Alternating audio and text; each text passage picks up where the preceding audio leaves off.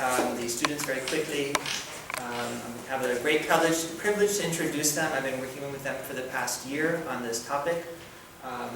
This is Connie, Livai, and Mylast, Bilimon, and Attok, Nashion, and the fourth co-presenter actually just graduated, that's Joshita Maris. So we have three of them presenting this work that they've been doing over the past year. Okay, thanks. On December 6, 2012, a fight broke out at Kalake High School. It involved 20 to 30 students, which resulted in 8 students being arrested. Some of the students who got arrested were Micronesians. When the school was asked what caused the fight, they replied by saying it was caused by cultural and mostly racial tensions. The principal had no choice but to close the school because of the fighting, because of the non-stop fighting that occurred for 2 days. Even the police were involved in this situation. All 7 male students, including 1 female student, were charged with disorderly conduct. On May 23rd of last year, a joke was made on Island 98.5 by the Wake Up Crew. Apparently, this joke wasn't that funny to most Micronesians. This is how the joke went, and I quote, why aren't there many beautiful Micronesians? Because babies with birth defects are usually terminated before birth, end quote. Most of the listeners could not believe what they just heard on the air. This directly affected the people of the Marshall Islands. It's unfortunate because some Marshallese were affected by the nuclear bombs, most of them from the island of Ronla. Not only were there just 1 bomb in the island of Bikini, but there were a lot. One of the bombs was actually 1,000 times stronger than the bomb that happened at Hiroshima and Nagasaki. Going back to the joke, a few weeks later, the director of the radio station apologized for the tasteless and offensive joke that was made on her. On the same year, another incident happened. On August 12th, Ocean Defenders of Hawaii posted a picture on Facebook saying that these 2 Micronesians are wanted for killing a sea turtle and are wanted for arrest. Unfortunately, the picture was not taken in Hawaii, but also it was actually taken in the Marshall Islands. For centuries, eating turtles in the Marshall Islands is tradition, and it is legal. Only during important events or social gatherings, turtles are gathered and hunted and eaten. We Marshallese have been eating turtles ever since there was a law deeming it illegal to eat or hunt. This, however, caused a huge commotion in the Cyber Nation. Comments were made, petitions were brought up, and racial tensions seem to be rising again. These are the type of examples that motivate us to do our job, my colleagues and I. So we decided to do a search on news stories and academic research. Unfortunately, we did not have enough research. For news stories, we found a story on Kofa migrants in Hawaii. Kofa is the Compact of Free Association. It was a document that was signed on 1986 between the Americans and the Micronesians.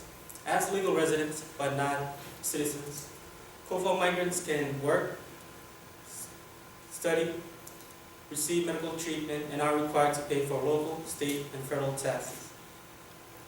In return, they were eligible to benefit from all of the public's benefits as Americans.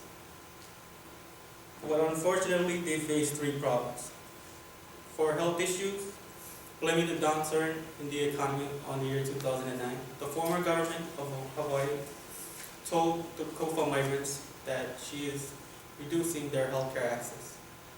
Kofa patients visited the doctors only to find out that they no longer had their healthcare that they relied on. Recently, Kofa immigrants heard that their healthcare were going to be cut again by the Hawaiian government, and they are currently signing a petition not allowing the Hawaiian government to do so. Kofa migrants are also accused of not paying for taxes, but it turns out they are. Kofa migrants are paying for taxes, social service programs such as food stamps, Medicaid, the Children's Health Insurance Program, and federally sponsored education loans, they do not really benefit from all these programs. In schools, COFA immigrant kids have a hard time fitting in schools because of bullying. Most of the ethnic tensions that happen between COFA migrants and a local in school involve discrimination, prejudice, and racism. For academic research, we found a research article done by an anthropologist named Lawrence Carucci on Marshallese experiences in Connie. During the 1990s, over 500 people, Attok people, lived on the Big Island.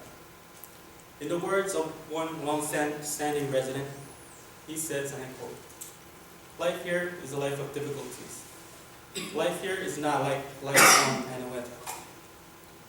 As you know, in the islands, you go out, fish, come back and eat, and then you remain inactive for a while. But here, you can never remain still. If you do not have some sort of work, you will be gone," unquote. Or as another resident put it, and I quote, "Well, there is nothing here that does not have cost. Everything here is costly. And if you don't have any money, well, I'm sorry. You will become one of the unfortunate ones," unquote. This shows that the Marshallese who moved there are no different from the immigrants who came to the States. They came here to look for a better life. Which goes to show the life here for a Marshallese person is way different from back home. So we wanted to look for more facts. So we decided to hear the voices of the Marshallese people here in Hilo. Instead of focusing on the ethnic tensions on the people living in Hawaii and the Micronesians, we decided to focus on the ethnic tensions between a local and a Marshallese person. We feel that this way, it's better to start small than big. My colleagues and I have been brainstorming and researching the three main themes that we saw seems to fit our work. Here are the theme questions as follows. We wanted to figure out how us Marshallese experience life here in Hilo. We wanted to figure out the tensions between us Marshallese and the locals. And last but not least, we wanted to figure out if there is any way we could resolve these conflicts. I'll now leave it to my other colleague to continue. Good afternoon, everyone. So part two, going into our part two is our research and design methods. So our project started out in fall of 2014. It started off with 4 students. One is gone, as you can see, there's only 3 of us. And along with our principal, researcher, or Professor Joe Jens. Before we headed out to start our interviews and work with the Marshallese community, we wanted to come up with an appropriate method, research method that would work well. And we started researching and reading articles, and that meant we read articles, responded to these articles, and tried to figure out if they were good or not good. And which was a good thing, because as Marshallese, we had the advantage to know if it would work well with other Marshallese. So we would have known the do's and don'ts. So before we chose a certain method, we went on and researched two methods. The first one being ethnography, which is the foundation of all types of anthropological research methods, and is defined as a research strategy that allows researchers to explore and examine cultures and societies by collecting and gaining insights firsthand by getting involved with the research subjects or informants. The main idea behind the ethnography is that in order to fully understand, you need to be there and get involved with the culture of the people. The second method is the talanoa, which is a Tongan concept, which literally means talk stories. In a paper by Timothy M. Violetti, it is titled Talanoa Research Methodology, a developing position on Pacific research. It is defined as a personal encounter where people story their issues and realities and aspirations. I quote Violetti again, and when he says, it's basically talking about nothing in particular and interacting without a rigid framework. The idea is that the observer or the researcher goes into the participant's home and develops a relationship with them, thus making their work less hard and easier due to unfamiliarity. So both of these, as we saw, that had some bits and pieces that wouldn't work well with Marshallese, so we decided to try to blend them into something that was a little more Marshallized. We Marshallized it to make it work with Marshallese. So the reason was because for Marshallese, these two, you can't just go to a Marshallese home and start sitting there and asking them questions. Go there every day. They'll start wondering why you're still there. Why are you still here? I thought we answered your questions. They without knowing them. We're trying to build a relationship here. So that would make them feel awkward. So this is the method of research we chose. We like to call it bebenado, and it's a Marshallese word that can mean anything. It can mean talk stories. It can also mean to tell a story. But in our case, and to make it more formal, it can also be an interview, which is what we like to call our interviews of bebenado. And it's also an ethnographic interview with attention to Marshallese culture. Again, we Marshallized our interviews.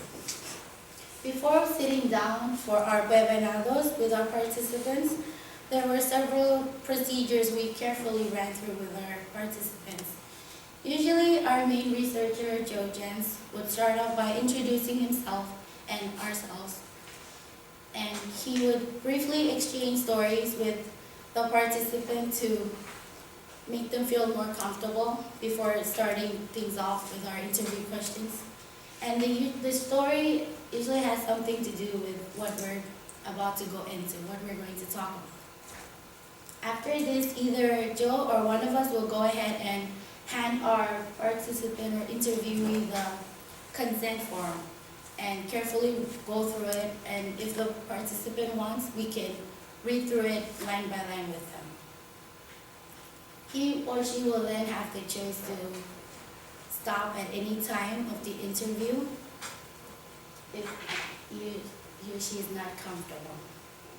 After we get a thumbs up from the interviewee, we can go ahead and do the presentation of the manpe.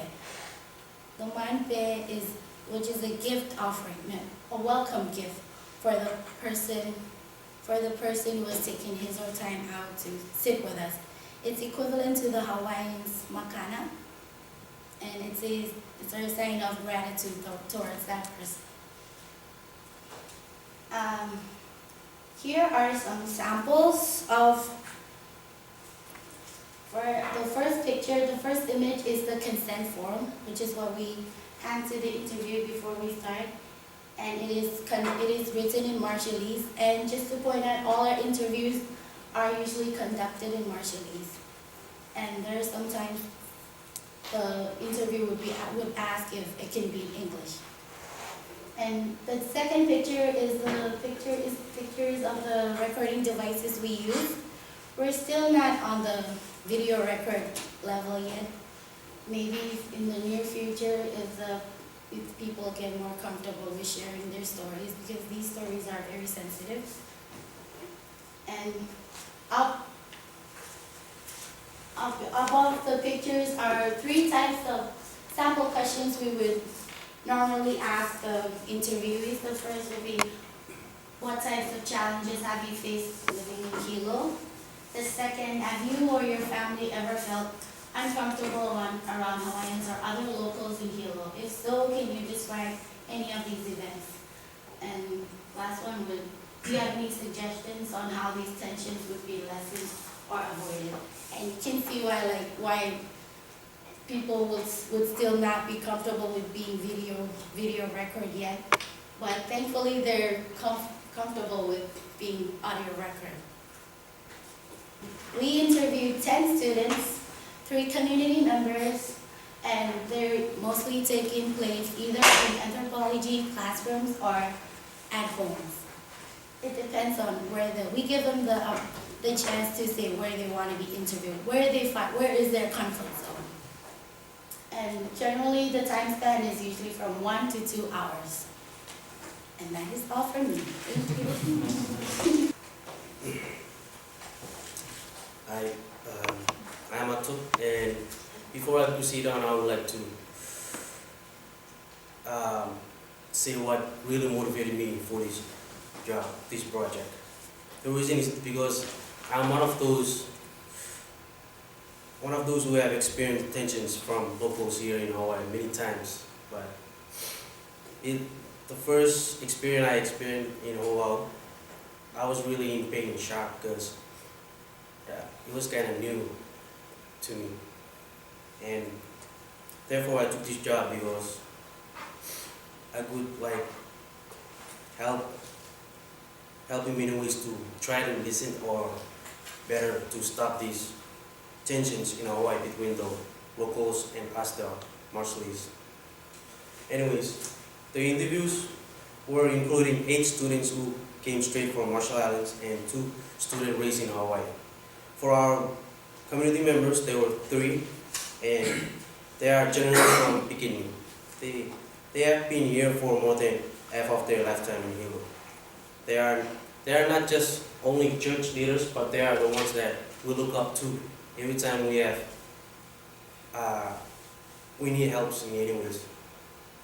And for the interview, my colleagues and I try to make sense of all of them. We read over and over again to come up with major themes that can help better understand how the interviews feel about the tensions in Hilo.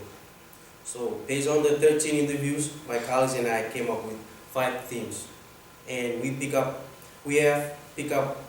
the most representative quotes.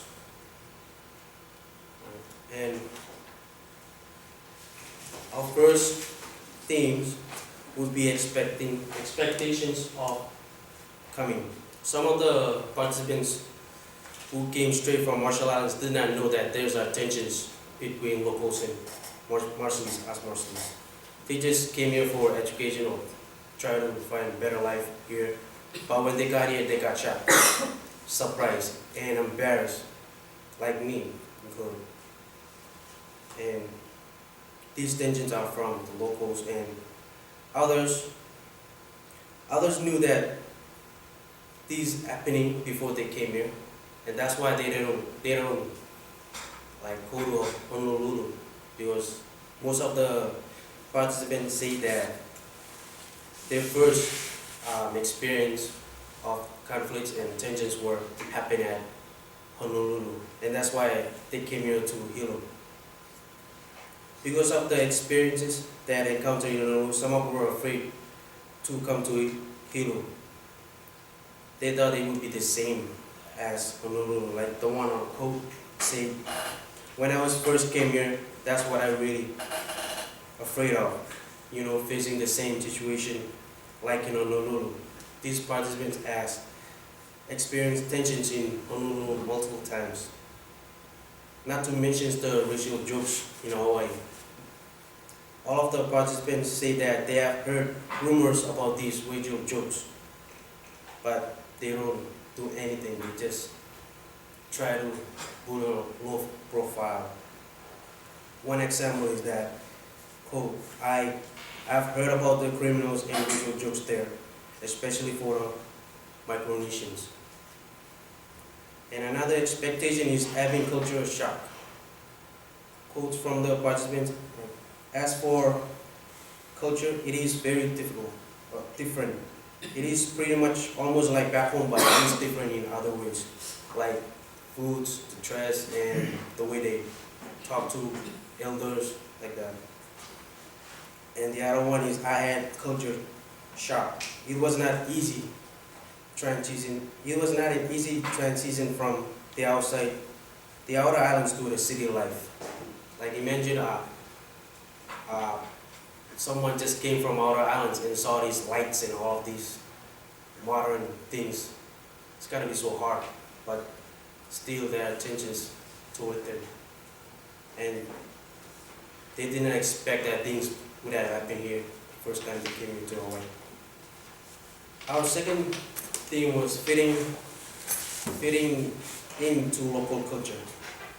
Fitting into another culture is not like a walk in the park kind of thing.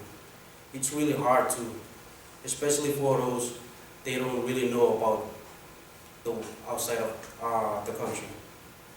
All of the participants indicated that adapting is the best not to offend others. One of the participants indicated that he started to learn to speak pidgin just to blend into the local culture. How he did it, he would just turn on the TV and repeated everything on newscase in pidgin. And another quote he said, our culture is everything to us, but when we go to other places, we have to do and follow the place's culture in order to not offend other culture. These participants even sacrifice our cultures just to blend in and try to adapt. However, even we try to adapt, we still face conflicts. And that's also why we interview these participants to see how they respond to conflict. And that's our theme number 3. It is our various responses to conflict. As you can see and read these quotes, it obviously shows that majority of the participants want to stay in low profile. These participants are the ones who came straight from Marshall Islands. They do not want to get involved or get in trouble with the locals. They heard bad things about them, but they just ignored it. On the other side, one of the participants that raised in Hawaii is the one who do not want to back down. He said that on his code, if they give you the stink eye, give them the stink eye back. He doesn't want to, he's the only participant that involved in fighting with the locals. He had faced same conflicts like other participants, but he does not want to sit down and do nothing. He always wants to fight back. Another good example from a community member, he acknowledged how frustrating it is for school students to express their feelings, who may try to violence, who may turn to violence as an only option. And he quoted that the teachers misunderstand the kids. They cannot communicate with the kids because the kids don't understand. And they just leave the kids behind like they're not in class. If the kids go to the bathroom, teachers don't mind if they are taking a lot of time in there. The longer the kids keep quiet, the more eager they want to express their feeling. That's when they start to fight. I can understand the fighting because the kids cannot communicate and express themselves in school. There must be a way to express their feeling, and that's the only way they can do. When bullies mess around with the kids want to tell on them, but they cannot. But once they're tired of holding it, they have to let it go. They fight because it's something they see as competition. I always put it in this way. If they cannot compete in school or in classroom, they can go outside and fight. They must tell who they are, one way or the other. They must express their feeling. And that's where misunderstanding first began. And now for themes changing over time. and it's also it's from the community members. He said that when he was here during late 80s or early 90s, things were more positive. Like he said, at that time, we were only at college level, and my guess would be positive because we were new. The locals were anxious to know more about us as we wanted to know them. Their cultures are almost the same as we have, so we cannot ask many things about each other. We didn't feel discrimination even if it was there. Nowadays it is still positive, but because of misunderstanding of each other, it is getting to the negative side. For example, negative side usually happens in the elementary school, simply because the kids don't know the English and they do not understand each other on that level. There are lots of frustrating between locals and Micronesian because of the lack of understanding. Now there are lots of Micronesian coming in for better life. It is getting more than before. And that was our theme number 4. And our last theme, this is the major theme that we covered all the themes. And all of the participants indicated that Hilo is a positive place for Marshallese to come than Honolulu. From our interviews, experiences of conflict or tensions seems to be less than Honolulu. All of the participants like it here. They barely encounter problems from the locals. One participant stated that this is the place he calls home. That's why he quoted that we are like birds who wanders around. We are looking to see where we can land. Today, my family has seen that Hilo is our nest. He loves it here so much that he already made his mind to live and die here on Hilo. And for the future directions for our projects, say to build strangers' relationship with Marshallese community in Hilo, to continue interviews in Hilo, to expand geographically and with other migrant groups, and last but not least, educational outreach. Lastly, we would like to acknowledge the Marshallese participant who took part in our research, and like to thank the Micronesian United Big Island for giving us permission to go ahead with our research, and thank the Department of Anthropology and the Highly Engaged Learning Program for funding our research. And thank you to Mr. Vitalino Ratio for mentoring us throughout our whole research. And thank you all for listening and coming. Kamol Tara.